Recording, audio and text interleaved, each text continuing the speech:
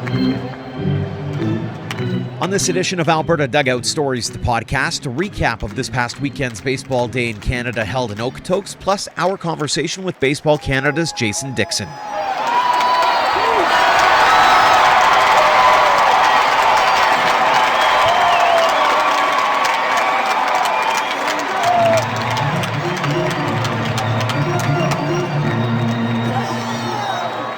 Welcome to Alberta Dugout Stories, the podcast. I'm Joe McFarland. You couldn't have asked for a better day of baseball in Okotoks on Saturday as the Western Canadian Baseball League held Baseball Day in Canada.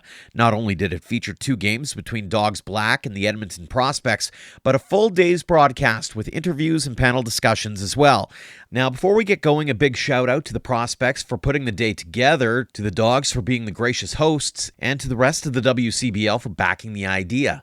I was fortunate enough to be asked to host the event alongside Dean Millard and our own Ian Wilson, who joins us now on the podcast for a little breakdown of the day and some of the themes we talked about. Ian, welcome back. Thank you very much for having me. How fun was that day on Saturday? You know what? I really did have a blast the whole day, despite eating some smoke that day for an extended period. No, it was just good to get out for the day and take in two ball games and then talk baseball all day, and also just to visit with some people at the ballpark. I had my neighbor. I ran into my neighbor down at Siemens Stadium, and then Jim Henderson's mom, of all people, Marilyn, sought me out just to come say hi, as I talked to her previously, which was just an incredibly kind lady, and it just really nice of her to take the time and just put a face to a name. It was cool to be able to put the sport into the public's eye. I'll call it that. You look at how Hockey Day in Canada goes and how you can tell all these stories. And granted, we weren't able to have that kind of breadth and depth simply because not every province is in the same boat as Alberta is, but we were still able to cover a wide array of stories, whether it's the Tristan Peters story or whether it's Bob Elliott being on or that kind of thing. From your perspective, looking back on it, how important is it to kind of have these days to be able to celebrate the sport, one, but also to maybe utilize these platforms known as social media and the online sphere to be able to really drive home that message that this is a sport that's growing in our country? Yeah, I think spotlighting it is incredibly important. And one of the first things when the Western Canadian Baseball League kind of first floated this idea of doing Baseball Day in Canada on August 14th, I looked up. I was like, I wonder if this is something that has been done. And indeed, the Toronto Blue Jays had for a year or a few years tried a similar thing where they wanted to spotlight the sport and the nations and the sport, the role of the sport in this nation. And I don't remember that happening. I don't remember it being a thing. But I think everyone is familiar with Hockey Day in Canada, right? That kind of took on a holiday vibe, and it'd be a cool event, right, where it's all the Canadian teams facing off against each other, and Ron MacLean doing his thing that he does so well in terms of hosting. And you did a great job as well, Joe, of make me blush. Of being baseball's Ron MacLean, I guess. So I like that idea of just taking a whole day and devoting it to the sport. And I think, especially when you're a sport that isn't always naturally associated with the country, yet still has a proud history and a proud ongoing presence on the global stage, I think it's important to do that. And so I think it was good to kind of get that off the ground and bring it to the world. You bring a really great point up, and that being about the history side of it, but also the present day. I was reading an article recently about Canadian players, and even this last draft, 17 Canadians taken in 20 rounds. If you extrapolate that to 40 rounds, you have 34 Canadians being taken. That's pretty impressive, and it's something that we should be celebrating, that we're seeing that kind of growth, and it's not just guys that are going to be known no-namers down the road. You're seeing high draft picks. You're also seeing some success at the major league level now when you talk about guys like Joey Votto and Mike Soroka and Vladdy Guerrero Jr. There's so many guys that are really making an impact and also giving back to the community as well. Yeah, and I think it's important that Canadians kind of have that those guiding lights to look to. Joey Votto is an obvious one, and should be for good reason. I think most countries would be proud to claim him. He's such an oddball character, and he's got that just unique sense of humor, and just he's a character that you want to hear what he has to say about things, because you never really know what he's going to say. And on top of that, he's ridiculously good, So, and just having hit his 2000th hit of his career, and kind of shades of Larry Walker in a way, just someone who's been not just good, but been good for so very long, right? So I think it is important that we have that, and I also think that maybe we're at a stage. I hope we're at a stage where we're going to see year in, year out that there's not just one Canadian. We saw with Mike Soroka when he had that glorious season where he's in the running for not just Rookie of the Year, but the Cy Young, right? So that was just a great thing for Canada and Western Canadians. We saw James Paxton throw a no-hitter in Toronto as well. So there's always those stories that they're just so easy to gravitate towards. And there's this pool of Canadians. It may not be a massive pool, like relative to the number of players in the Major Leagues Baseball, but it's enough of a contingent that to make you proud and to root for. And hopefully, I don't even necessarily know if that number has to grow exponentially, but hopefully that's something that we maintain, that we have those players that we can look to and get excited about each season. And Freddie Freeman's another one that we can look at and be like, oh, is he Canadian? Oh yeah, he's got the parental lineage this way and that kind of thing. So there's always those stories that people gravitate towards, and it's fun to just kind of fly the maple leaf for them. Well, and not only that, but it's one of those situations, you see that in the women's game quite a bit, is that whole idea that if you can see it, you can be it, right? And if you're a Canadian kid who's fighting the good fight in baseball at 15 or 16, and all of a sudden you get a visit from some of these pro guys, all of a sudden it lights that fire under them, like, okay, if they can do it, I could probably do it too. And I think that's going to be a real key going forward. But also another big key that we talked a lot about during the broadcast is facilities and the ability to see not only some of tomorrow's stars today, but also to be able to maybe play in some of these facilities. We're seeing the Okotokses and the Sylvan Lakes and Regina's doing their thing, and all across this country. I mean, that's got to be a big thing now, and no one seems to be messing around here all of a sudden, Ian. Yeah, very true. And before we do get onto the stadiums, I just wanted to point out one other thing about the pro players in baseball, and that being the guys who are drafted and play professionally affiliated baseball. So yes, we can gravitate towards that, between a dozen and 20 Canadians playing in MLB each year. But underneath that, from single A and from rookie ball to single A to double A and triple A, you've got all these other players that you and I are a little bit more familiar, but the casual fan may not be, who are they're just knocking on the door to get there. And it's so fun to kind of see their journey and cheer for them. So I just wanted to point that out too, that there are other guys coming, and those are stories that we love to tell as well. Some of the more unheralded guys, and just see where they go. Maybe they make it. Maybe they end up coming back to your community and coaching people here instead. Either way, it's a sound investment. Moving on to the stadium point, I think that's you just can't overstate the importance of that. I mean, people by now are very familiar with Siemens Stadium, and not just Siemens Stadium, but the surrounding facilities there, from the field house to the Tourmaline Field and the other fields there, that have just become this great baseball complex in southern Alberta, and something that people can look to. Like, when you talk to other players in the Western Canadian Baseball League or academy players, they talk about playing there. Mm-hmm. They may not always, if they're big rivals, they may not want to admit that they like it, but they love going out there, right? Like that's a showcase stadium in our neck of the woods.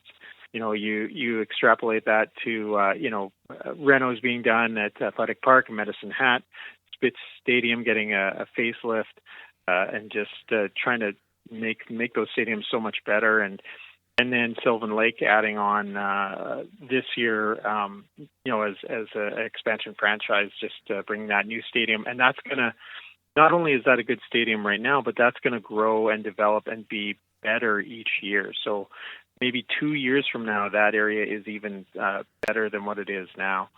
And then you add in Regina, talking about bringing a new stadium, Spruce Grove, another one. And the importance of those things is not just to the Western Canadian Baseball League and the teams that are driving the infrastructure. It's all the other groups that are going to play there. Mm-hmm. So you're going to get little league groups in there. You're going to get senior men's ball teams playing there. You're going to get the women and the girls playing there.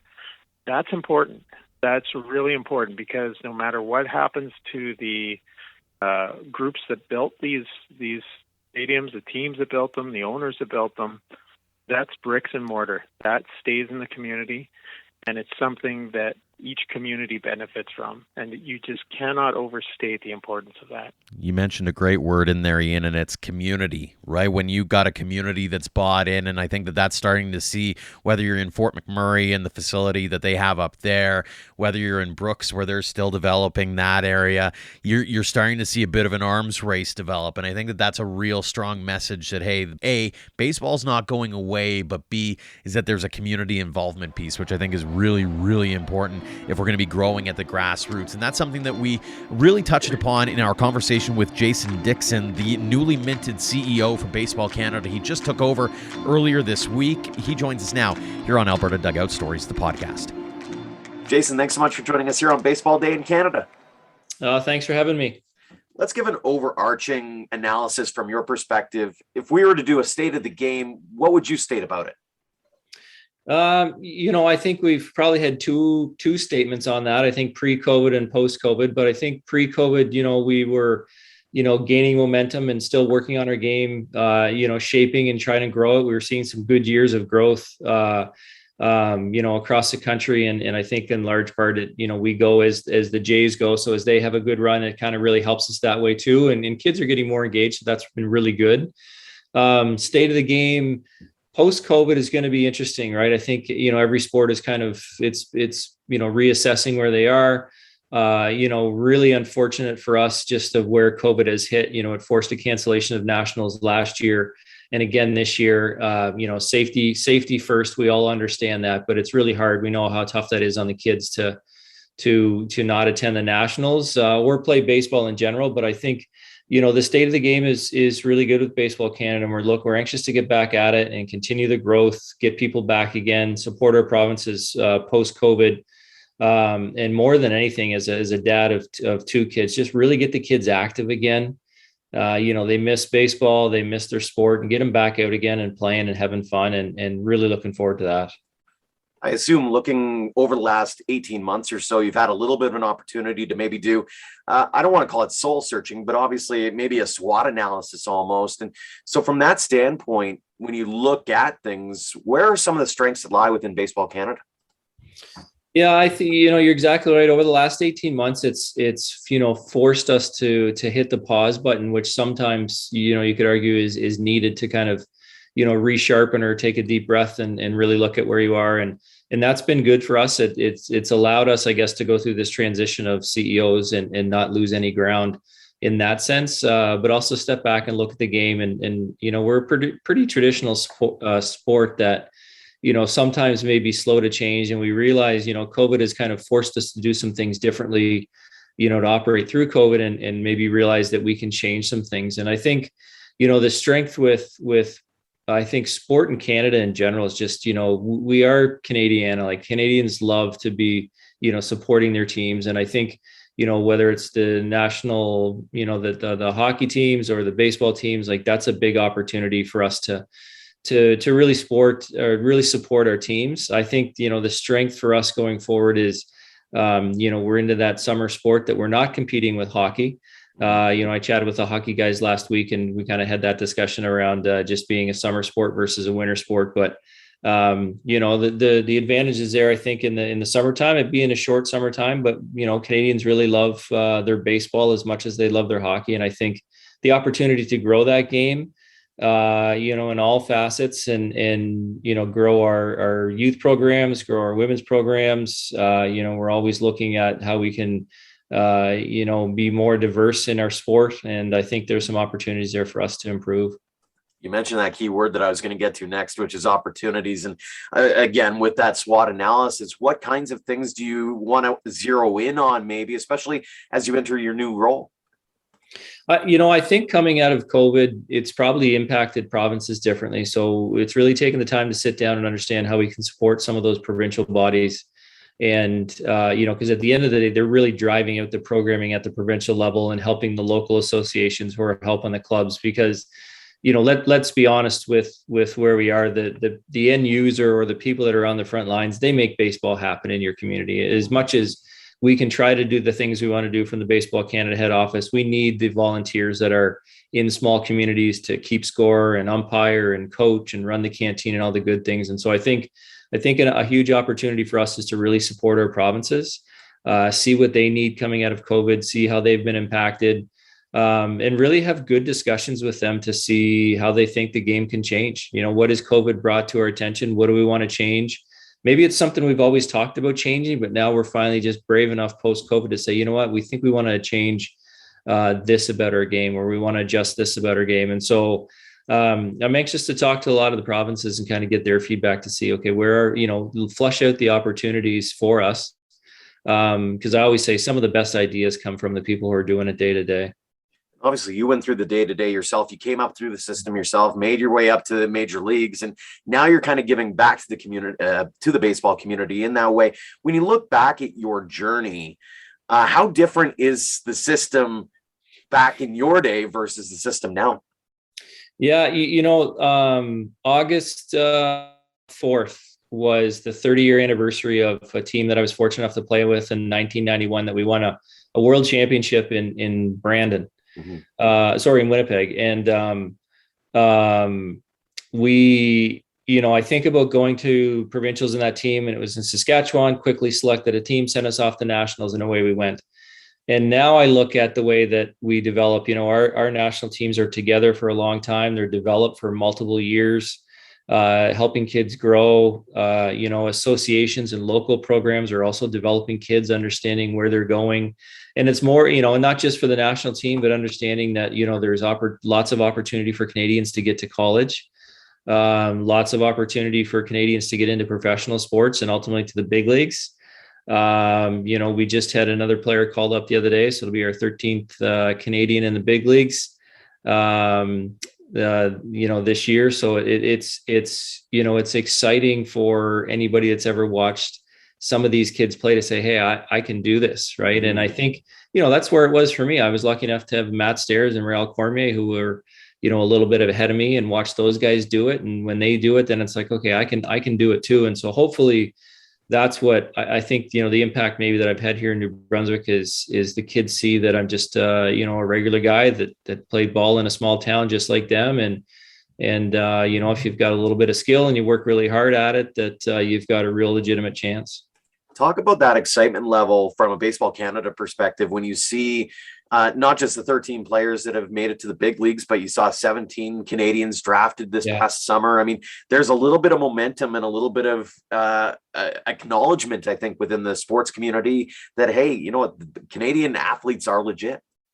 Yeah, I think it validates for many levels of people who, whether they've, hit ground balls to that player through, batting practice to them, to coaches who tried to teach them the mental side of the game, to parents who supported in some ways to help the kids form a team, and provincial associations putting programs together, and national teams, inviting those kids to play. Like, I think it validates all that hard work that everybody's doing at every level. At the end of the day, to really help a kid or a young player fulfill what is their dream, right? And I think, the best part is each one of those players that gets called up to the big leagues, not, they're fulfilling their dream, but there's a whole slew of people behind them that, are with them in that. All right. They're celebrating as much as they are that opportunity to play in the big leagues. And obviously, the other aspect of it is the ability to give back, much like you did. Seeing guys like Mike Soroka come back home, or seeing a Joey Votto mention Canada. I mean, those kinds of things really help in the long run for the game as well. It's not just the Blue Jays kind of thing. Yeah, I think those guys that are connected to Baseball Canada or the national team or the junior program or any program in some way, shape, or form, they don't forget about it, and it means a lot. It means a lot. I mean, I think about, even for me kind of coming through the program, the 30 years ago, the opportunity to play for Team Canada was kind of really started my career, and I'm very fortunate for it. And, you see in the background behind me, I've got, a few big league jersey, but it's my Team Canada jersey that hangs in the center that I'm most proud of. Right. I still, still friends with a lot of those guys. And I think that connection that you form at that age, going through some of those tough times when you're still uncertain if you're good enough to be a big league player, that you never forget that. And I think you're always grateful for baseball in Canada and Baseball Canada. Final question for you here, Jason. What is your message to the players, to the volunteers, the parents, everyone in the baseball community as we emerge from this pandemic and we kind of return to that sense of normalcy that we've been kind of hoping for the last little while here? Yeah, I mean, the first thing I think of when you mention all those groups, it's a huge thank you, right, to them for not only the work pre-COVID, but just managing through COVID, for all the hours they put in as volunteers. And we're very grateful for all that. Because again, I said, they make it happen. It's not the Baseball Canada staff, like the frontline people make it happen. But my message to them, I guess, coming out of COVID is, we're working hard to get back to where we once were, and don't lose sight of how much we love the game, going into COVID. And I know it was tough to lose a couple, maybe lose an entire season or lose a national championship, but just knowing that we will get back to where we once were. But it's going to take a collective effort, right? You need those same groups of people to do the things they do. And just, it's a shared passion for the love of baseball that we need to rekindle and fire them back up again. And get past this COVID thing and get back to the ball fields and really start to drive baseball and grow the game like we were. Jason, really appreciate the time. Thanks so much for joining us here on Baseball Day in Canada. Awesome. Thank you very much. Back now with Ian Wilson as we put the wraps on Baseball Day in Canada, held this past weekend in Okotoks. And Ian, I asked this question of Jason Dickson, and I want to ask you this question as well. When you look at the state of the game, not just in Alberta, but across this country, where do you think we're at? I think we're in a really good place, generally speaking. Like, I think one of the funny things that I find living in Calgary in particular. So you and I are, of course, are fans of the history of the sport in this province. So we can talk about the Trappers and Medicine Blue Jays and Lethbridge Dodgers and Calgary Cannons. And I'll be wearing Calgary Cannon stuff, and people see it and they get excited. Oh yeah, I really miss that. Like that was, like, yeah, and I do miss it. Like it was a great time, great period for baseball when we had AAA in the province. So we have those memories. That's great. Not every jurisdiction does, right? But one thing that I think when you kind of say that and you focus on, oh, can we bring that back? I want to like shake people and say, no, you can't. Like just give it up. Like, and not to be that overly negative about that time period, but it's just not coming back. I think we have to be realistic about that. But one thing I think we need to celebrate and be excited about is how much more we are growing high caliber players here, and people for that matter. We've grown leaps and bounds in terms of coaching, facilities, player development, getting kids scholarships so they can have their education paid for, training them well enough that they can train the next wave of players. All of that's really important in for growing the sport. So I think, and that I'm just talking about Alberta right now, but I do believe that that's something that is occurring across the country. So we need to celebrate that, and we need to be excited about that, because I think that is a place where we have gotten a lot better, and hopefully we continue to get better. So I think the game is in a good spot, like we were talking about before the interview there, that we should be in a place where we continue to see Canadian content at the major league level.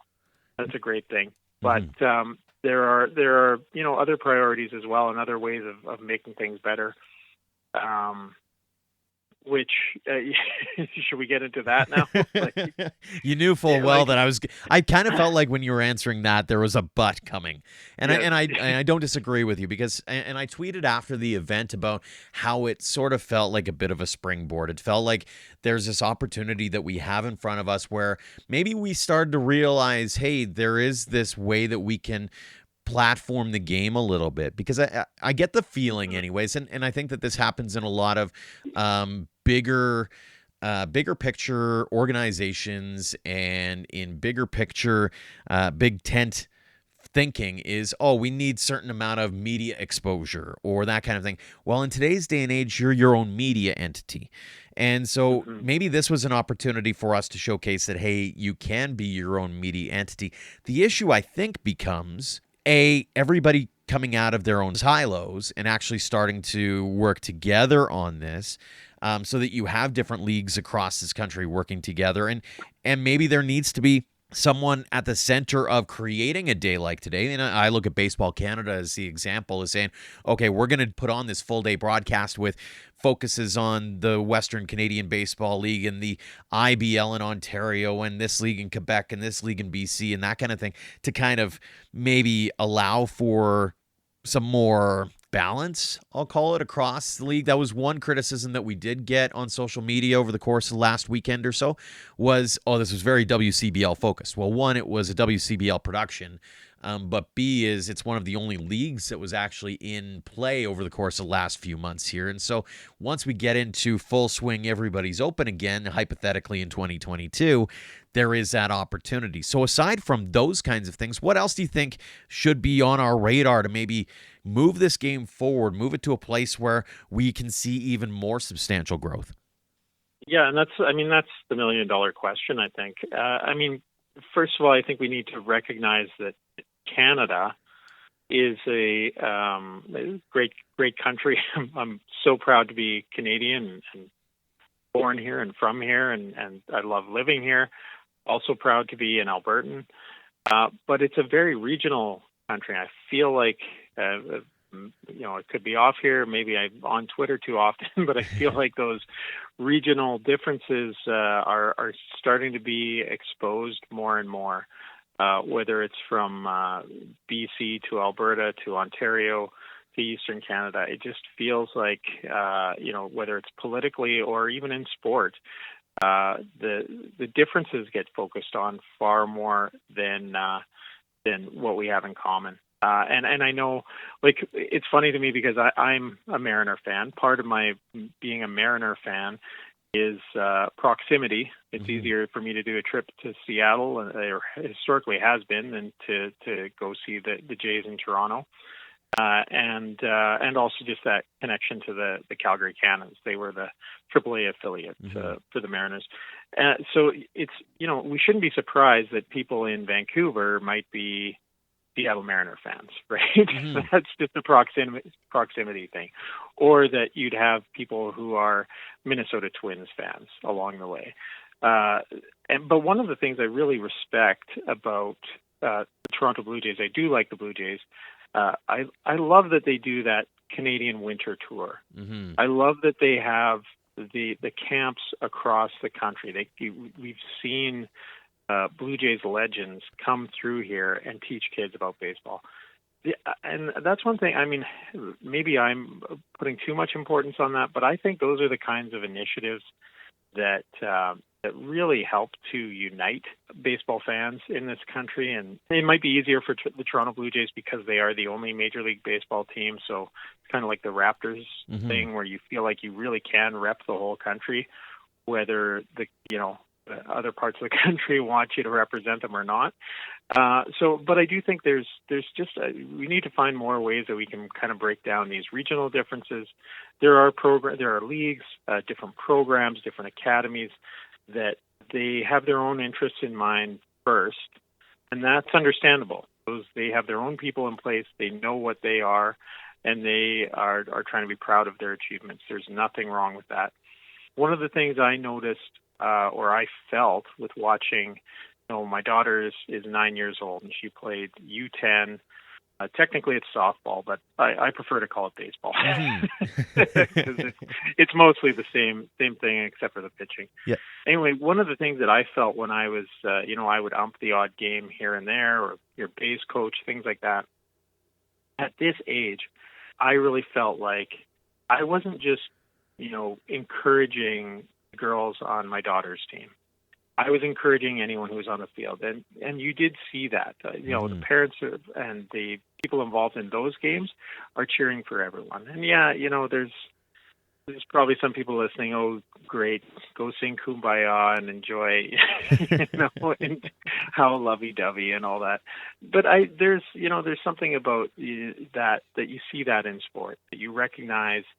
It's not just good sportsmanship, but also tipping your cap to your opponents and recognizing when they do things really well. And I think there's a lot of room for doing that. For if maybe you really don't like a certain team, a certain academy, a certain league, but you can say, you know what, for the betterment of the game, we're going to work with you in these areas where we can find common ground and strengthen the sport. And again, maybe that's a pipe dream, maybe that's being overly optimistic to think that could happen, but I think that's where we need to go eventually. It's one of those situations, I call it, you don't need to tear down someone else's empire to build up your own. And I feel like that's sort of the mindset that we can kind of take away from this conversation is, hey, we're all in this to see baseball get better in Canada, so how can we do it together? And I love your analysis on especially from a kid's perspective, because at the end of the day, that's what this is about, is